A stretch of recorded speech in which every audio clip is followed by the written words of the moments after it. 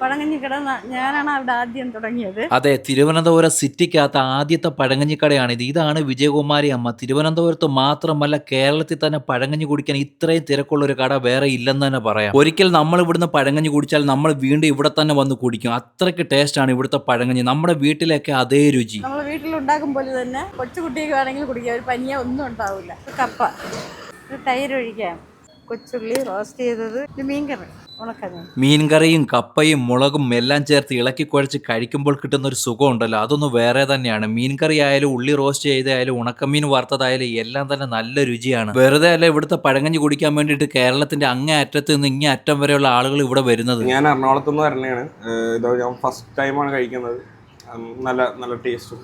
വീട്ടിൽ കഴിക്കുന്നതൊക്കെ തന്നെ ട്രിവാൻഡ്രത്ത് വരുമ്പോഴൊക്കെ ഇവിടെ നിന്നാണ് വന്ന് കഴിക്കാറുള്ളത്. 130 രൂപയാണ് പഴങ്കഞ്ഞിക്ക് വില വരുന്നത്. ഇതിന്റെ ലൊക്കേഷനും വരുന്നത് തിരുവനന്തപുരത്ത് കിള്ളിപ്പാലം ആറ്റുകാൽ റോഡിൽ കട്ടയ്ക്കാൽ ജംഗ്ഷനിലുള്ള മൂപ്പിരാൻസ് കിച്ചൺ.